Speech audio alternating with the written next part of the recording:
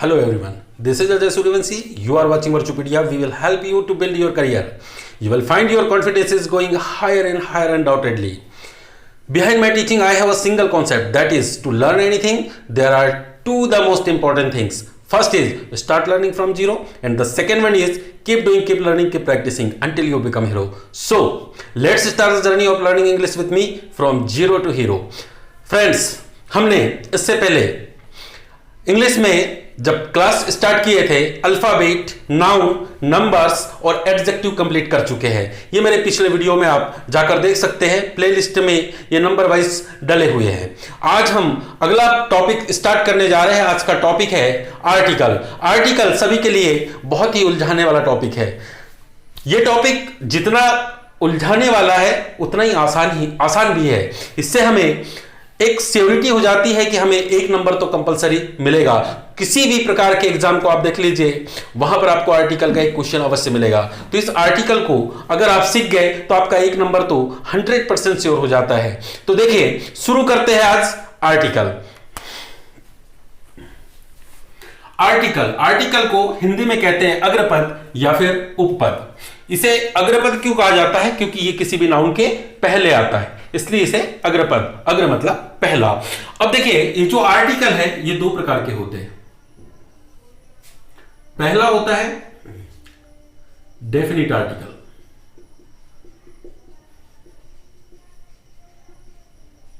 और दूसरा होता है इनडेफिनिट आर्टिकल.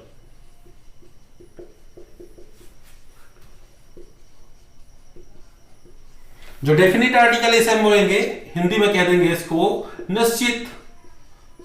निश्चित अग्रपद, और इनडेफिनिट आर्टिकल है इसे हम कहेंगे अनिश्चित अग्रपद. अनिश्चित अग्रपद.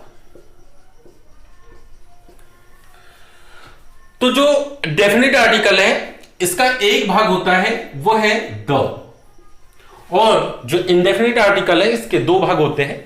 वो है, पहला है ए और दूसरा है एन. इसका भी अर्थ एक होता है और इसका भी अर्थ एक होता है. वैसे तो इसका भी अर्थ एक होता है, और कहीं कहीं पर ये किसी चीज को डेफिनेट दर्शाने के लिए हम इसे वह जैसे अर्थ से भी प्रकट कर सकते हैं. पर जनरली द का किसी प्रकार से अर्थ देखा जाए तो वाक्य में शो नहीं होता है. यदि हिंदी ट्रांसलेशन करते हैं तो हम उसको किसी अर्थ से लेकर रिलेट नहीं करते. ये सिर्फ किसी नाउन को डेफिनेट बनाने के लिए लगाया जाता है. अब देखिए, सबसे पहले जो डेफिनेट आर्टिकल हम इसको नहीं करेंगे, हम सबसे पहले करेंगे इनडेफिनेट आर्टिकल को.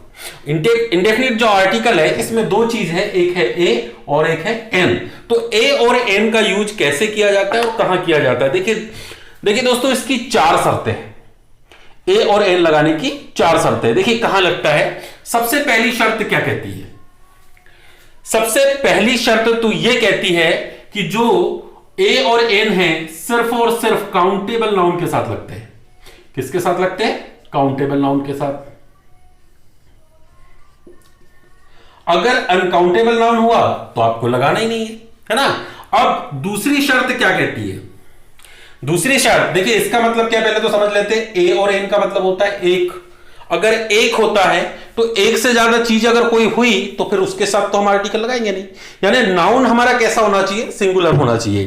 तो दूसरी शर्त हमारी यही बनती है कि जो नाउन है वो कैसा होना चाहिए? नाउन सिंगुलर होना चाहिए. नाउन सिंगुलर नंबर का होना चाहिए.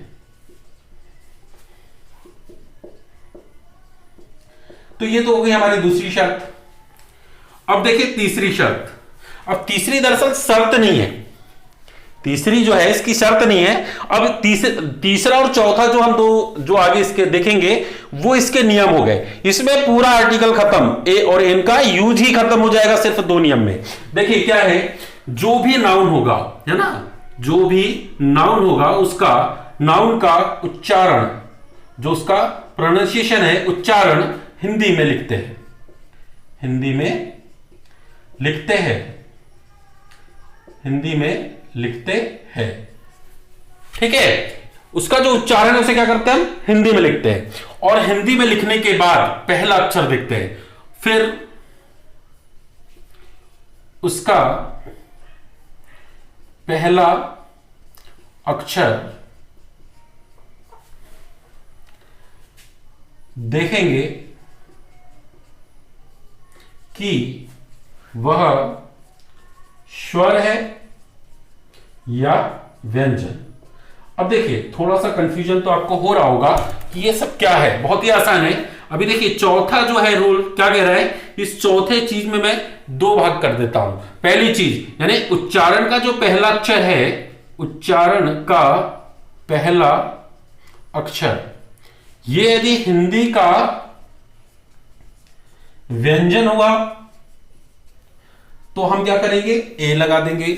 यदि ठीक उसी प्रकार उच्चारण का पहला अक्षर यदि हिंदी का स्वर हुआ तो एन लगा देंगे।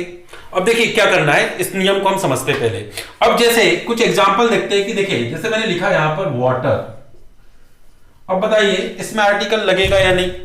भाई इसमें आर्टिकल तो बिल्कुल नहीं लगेगा ना, क्योंकि वाटर क्या है, वो तो अनकाउंटेबल नाउन है, इसे आर्टिकल से कोई लेना देना ही नहीं है ना। अच्छा काउंटेबल है या अनकाउंटेबल नाउन क्या होते हैं, इसको अगर देखना है तो मेरे पिछले वीडियो जो नाउन के मैंने बना रखे हैं उसमें आप देखिएगा काउंटेबल अनकाउंटेबल, उसमें मैंने प्लेलिस्ट में भी डालकर रखा है, आपको बहुत आसानी से मिल जाएगा। एक बार उसको देख लीजिए तो इसका तो डाउट ही आपके लिए हमेशा के लिए दूर हो जाएगा। और दोस्तों एक बात याद रखना, काउंटेबल अनकाउंटेबल अगर आपको नहीं आता है तो आप आर्टिकल कभी सही नहीं कर सकते, इसलिए काउंटेबल अनकाउंटेबल सीखना बहुत ज्यादा जरूरी है। और पूरी इंग्लिश का एक सार ही है, पूरी इंग्लिश में अगर कोई रूल्स चलता है तो काउंटेबल अनकाउंटेबल के ऊपर ही चलता है, बाकी तो इसके बाद आते हैं सारे रूल्स। अगर आपका काउंटेबल अनकाउंटेबल क्लियर हो गया तो मतलब बाकी की जितनी इंग्लिश है ना वो बहुत आसान बन जाएगी। तो चलिए आगे देखते हैं। भाई इसके साथ तो हमको पता है कि भाई अब आर्टिकल लगेगा ही नहीं। अब देखते हैं जैसे एक शब्द लेते हैं हम बुक। देखिए अब इसके साथ आर्टिकल लगेगा कि नहीं लगेगा। चलो मैं इसको पहले क्या कर देता हूं, इसको बुक्स कर देता हूं, है ना। अब देखिए क्या है, बुक्स मतलब पुस्तकें, पुस्तकें मतलब एक वचन से ज्यादा हो गया यानी कि बहुवचन हो गया, मतलब काउंटेबल नाउन तो है परंतु बहुवचन है, तो आर्टिकल तो इसके साथ भी नहीं लगेगा। तो हमें यह तो पता चल गया कि ए और एन किसके साथ नहीं लगेगा। अब हम देखेंगे, क्या देखेंगे कि लगता कैसे है। देखिए हम देखेंगे कि ये जो बुक है इस पहले देखिए क्या काउंटेबल नाउन है, बिल्कुल काउंटेबल नाउन है क्योंकि बुक को गिना जा सकता है, तो गिनने वाली चीज क्या होती है, काउंटेबल नाउन। अब दूसरा जो इसका नियम है क्या बोलता है कि नाउन सिंगुलर नंबर होना चाहिए, तो बुक सिंगुलर है क्या है, मतलब हमारा पहला रूल्स भी फॉलो हो रहा है, सेकंड भी हमारा सही जा रहा है। अब तीसरे पर आते हैं कि नाउन का जो उच्चारण है वो हिंदी में लिखते हैं। चलो भाई हिंदी में लिख लेते हैं। देखिए बुक का मतलब हिंदी में, ध्यान से सुनिएगा, बुक का हिंदी में मतलब होता है, अर्थ होता है किताब या पुस्तक। अर्थ नहीं लिखना है, क्या लिखना है, इसका उच्चारण लिखना है। अब देखिए उच्चारण क्या है इसका है बुक। ये देखिए यहां पे मैंने लिखा इसको बुक, ठीक है। अब देखिए ये जो बुक है इसका फर्स्ट लेटर क्या है, देखिए ध्यान से देखेंगे आगे, फिर उसका पहला अक्षर देखेंगे कि वह स्वर है या व्यंजन। तो पहले तो देख लेते हैं हम इसका पहला अक्षर क्या है। पहला अक्षर क्या है हिंदी का, यह है ब। इसको नहीं देखना है भाई, इससे हमें कोई लेना देना नहीं, हमें क्या देखना है इसके उच्चारण को। इसके उच्चारण का पहला अक्षर क्या है हमारे पास, ब। अच्छा फिर क्या कहता है कि उच्चारण का पहला अक्षर, ध्यान से देखेंगे कि उच्चारण का पहला अक्षर हिंदी का क्या हो, व्यंजन हो, तो ए लगा देते हैं। अब बताइए ब क्या है, स्वर है कि व्यंजन है, ऑफकोर्स ये तो व्यंजन है, और ये व्यंजन है तो क्या लगा देंगे हम, ए। यानी बुक जब भी आएगा तो उसके साथ हम किसका यूज करेंगे, ए का। अब देखिए आगे हमने कहा भाई उच्चारण का पहला अक्षर हिंदी का स्वर हो, तो अब इसके लिए भी एक एग्जांपल ले लेते हैं। तो इसके लिए एग्जांपल क्या होगा, जैसे हमने लिखा अम्ब्रेला। अब इसको क्या करते हैं हम हिंदी में लिखते हैं, इसका जो उच्चारण है क्या है, अम्ब्रेला। दोस्तों एक बात का ध्यान रखेंगे, इसे हिंदी में उच्चारित करना है और फिर लिखना है। इसको अम्ब्रेला का छाता, ये अर्थ होता है, मतलब होता है, ये नहीं लिखना है, इसकी मीनिंग नहीं लिखना है, इसका प्रोनाउंसिएशन लिखना है। तो प्रोनाउंसिएशन क्या है इसका, अम्ब्रेला। अब ये लिखते हैं अम्ब्रेला, इसका पहला अक्षर लिखेंगे, पहला अक्षर क्या है अ, और अ क्या है भाई हिंदी का, ये तो स्वर है, और अगर स्वर हो तो हमारे नियम के अनुसार क्या आएगा यहां पर, एन लग जाएगा। तो अम्ब्रेला आएगा तो उसके साथ हम क्या लगा देंगे, एन। यानी ध्यान दीजिएगा, अगर किसी भी नाउन का उच्चारण हिंदी में लिखने पर यदि उसका पहला अक्षर जो है वह हिंदी का व्यंजन हो तो ए लगा देते हैं, परंतु यदि किसी भी अंग्रेजी का जो शब्द है उसका उच्चारण हिंदी में लिखने पर पहला अक्षर यदि हिंदी का स्वर हो तो एन लगा देते हैं। तो ए और एन के बारे में इतना तो हमें समझ में आ गया। अब ये हम किस प्रकार से किसी क्वेश्चन में इसको फिल करते हैं, बहुत ही आसान है। देखिए क्या करते हैं, हम यहां पर एक एग्जांपल लेते हैं। एग्जांपल देखिए, मैंने कहा भाई आई हैव, यहां ब्लैंक्स दे देता हूं कि आई हैव मेरे पास है, क्या ले लेते हैं, जैसे चलो बुक ही ले लेते हैं, कोई दिक्कत नहीं, हमें इस फिल इन द ब्लैंक्स को करना है। सबसे पहले हमारे इन रूल्स को पहले उसके ऊपर पुट करते हैं। देखिए यहां पर है बुक, तो बुक है तो क्या करेंगे, क्या ये काउंटेबल है, भाई है मतलब ए और एन तो आएगा, है ना। अब इसके बाद क्या करेंगे, दूसरा कहता है कि भाई इसका उच्चारण जो है वो हिंदी में लिखिए।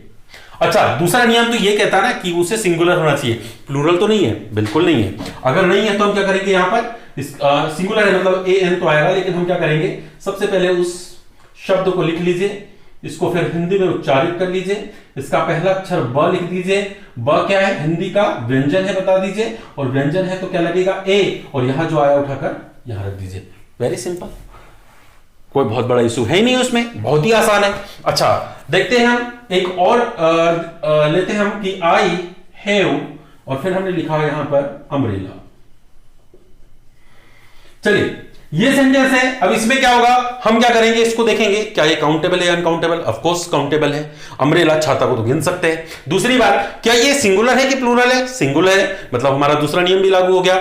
तीसरी चीज कि भाई इसका हिंदी का उच्चारण देखेंगे। तो देखिए सबसे पहले हम क्या करेंगे, यहां लिखा हमने अम्ब्रेला, इसको हिंदी में जो उच्चारित किया जाता है वो यहां पे लिख दिया हमने अम्ब्रेला। इसका पहला अक्षर क्या है, अ, और अ क्या है, हिंदी का स्वर, और अगर स्वर है तो क्या लग जाएगा, एन, उठाकर यहां एन रख दिया। बहुत ही सिंपल है, यहां पर ए आ गया, यहां पर एन आ गया। तो दोस्तों इस प्रकार से हम आर्टिकल ए और एन को फिल करते हैं। तो मैंने आज आर्टिकल की शुरुआत तो कर दी है, पर यह आर्टिकल अभी खत्म नहीं हुआ है। हम इसे बहुत ही डीपली छोटे छोटे नियमों को लेकर और हर बारीकी को देखते हुए इसको हल करेंगे, और इसके आगे जो आर्टिकल का जो अगला पार्ट है वो कल से प्रारंभ करेंगे हम, और कल हम एक एक चीज को लेकर चलेंगे। कल हम सिर्फ इस ए का यूज कहां कहां पर होता है वो देखेंगे, फिर उसके बाद अगले क्लास में हम एन का यूज देखेंगे, अगली क्लास में हम द का यूज देखेंगे, और आर्टिकल से जुड़ा हुआ ऐसा कोई नियम नहीं होगा जो मैं छोड़ दूं। आर्टिकल जीरो से लेकर हीरो तक इसको पूरा करेंगे, क्योंकि मैंने पहले कहा है कि मेरा जो पढ़ाने का जो तरीका है, behind my teaching I have a single concept, that is to learn anything there are two the most important things. First is start learning from zero, and the second one is keep doing, keep learning, keep practising until you become a hero. लेकिन hero कैसे बना जाता है, ये बना जाता है zero से ही। तो हम इस आर्टिकल को एकदम जीरो से ही स्टार्ट करेंगे। मैंने यहां पर आपको आर्टिकल से सिर्फ परिचय करवाया, ये सिर्फ इंट्रोडक्शन क्लास थी कि आप आर्टिकल क्या होता है हल्का सा आपको समझाने के लिए मैंने ये क्लास ली थी। इसके आगे जो है हम इसको डीपली, इसके एक एक नियम, ऐसा कोई नियम ना हो जो छूट जाए, हर चीज हर बात पे चर्चा करेंगे। क्यों? क्योंकि मेरा उद्देश्य है आपको हर उस पॉइंट से अवगत कराना, हर वो छोटी चीज, छोटी बात को बताना, ताकि आप कहीं पे भी जाकर स्टक ना हो सके, कहीं पे भी जाकर आप अटक ना सके। और इस आर्टिकल से जुड़ा हुआ कंपटीशन में आपको एक नंबर तो 100% मिलना चाहिए। उस एक नंबर की तैयारी के लिए चाहे जितनी मेहनत करनी पड़े हम जरूर करेंगे। एक नंबर छोटा नहीं होता है दोस्तों, एक नंबर वो चीज है जो आपकी रैंक बढ़ा सकता है। याद रखिएगा, बूंद बूंद से घड़ा भरता है। अगर एक बूंद भी नीचे गिर जाए, छोटा सा छेद कर दो मटके में, धीरे धीरे मटका पूरा खाली हो जाता है। इसलिए हमें उस छोटे से छेद को भी भरना है, ताकि हमारे अंदर से किसी भी प्रकार से ज्ञान, जो ज्ञान रूपी हमारे अंदर जो जल रूपी जो ज्ञान है वो किसी भी प्रकार से रिसाव न कर सके। तो हम इस आर्टिकल को बहुत ही बारीकी से पढ़ेंगे, बहुत ही अच्छे से पढ़ेंगे, और किसी भी प्रकार का नियम हमारे हाथ से नहीं चुकने देंगे। तो दोस्तों इसके बाद आगे की क्लास हम कल देखते हैं। आज के लिए इतना ही है, तब तक के लिए मैं आपसे यही कहूंगा, चैनल को सब्सक्राइब कीजिए, और हां, don't forget to press the bell icon button so that you may get all the notification on time. Thank you.